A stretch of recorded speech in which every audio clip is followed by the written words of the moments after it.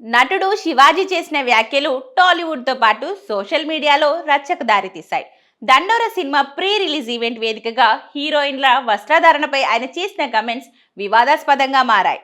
Public ఈవెంట్లకు వచ్చినప్పుడు నటీమణులు పద్ధతి దుస్తులు ధరించాలంటూ చెప్పే క్రమంలో శివాజీ ఉపయోగించిన 2 అసభ్య పదాలు పెద్ద దుమారాన్నే రేపాయి. ఈ వ్యాఖ్యలు మహిళలను అవమానించేలా ఉన్నాయంటూ పలువురు తీవ్రంగా తప్పుపట్టారు. దీంతో శివాజీపై సోషల్ మీడియాలో నెగిటివ్ ప్రచారం మొదలవగా సినీ పరిశ్రమలో కూడా ఆయన వ్యాఖ్యలపై అసంతృప్తి వ్యక్తమైంది.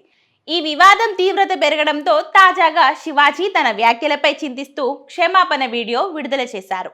ఈ వీడియోలో ఆయన మాట్లాడుతూ తాను మాట్లాడింది అందరూ మహిళలను ఉద్దేశించి కాదని స్పష్టం చేశారు. హీరోయిన్లు బయట పబ్లిక్ ప్లేసెస్కి వచ్చినప్పుడు పద్ధతిగా దుస్తులు వేసుకుంటే వారికి ఇబ్బందులు కలగకుండా ఉంటాయన్న మంచి ఉద్దేశంతోనే ఆ మాటలు అన్నానని శివాజీ చెప్పారు. ఎవరిని అవమానించాలన్న ఉద్దేశం తనకు లేదని, కానీ అనుకోకుండా 2 అన్పార్లమెంటరీ పదాలు వాడడం వల్ల చాలా మందికి బాధ కలిగిందని అంగీకరించారు.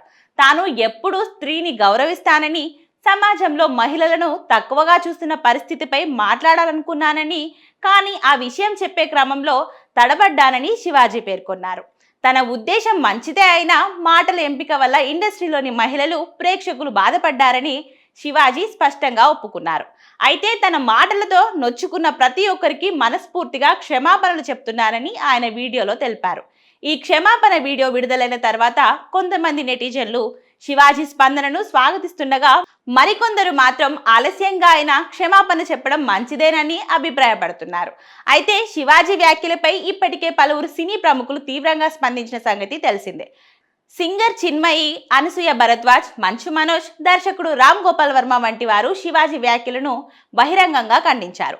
మహిళలపై, మహిళల దుస్తులపై మోరల్ పోలీసింగ్ చేయడం సరికాదని, పబ్లిక్ వేదికపై బాధ్యతాయుతంగా మాట్లాడాల్సిన అవసరం ఉందని వారు స్పష్టం చేశారు. శివాజీ కమెంట్స్ పై తెలంగాణ మహిళా కమిషన్ కూడా తీవ్రంగా స్పందించింది. ఈ వివాదం మహిళల గౌరవం, స్వేచ్ఛ, వ్యక్తిగత ఎంపికలపై పెద్ద చర్చగా మారింది. హలో అండి, నిన్న సాయంత్రం దండోరా ప్రీ రిలీజ్ ఈవెంట్లో హీరోయిన్స్ ఈ మధ్య కాలంలో వాళ్ళు ఇబ్బంది పడ్డ సందర్భంలో 4 మంచి మాటలు చెప్పాలని చెప్తూనే 2 అన్పార్లమెంటరీ వర్డ్స్ నేను యూజ్ చేయడం జరిగింది. డెఫినెట్గా ఎవరికైనా వాళ్ళ మనోభావాలు దెబ్బతింటాయి.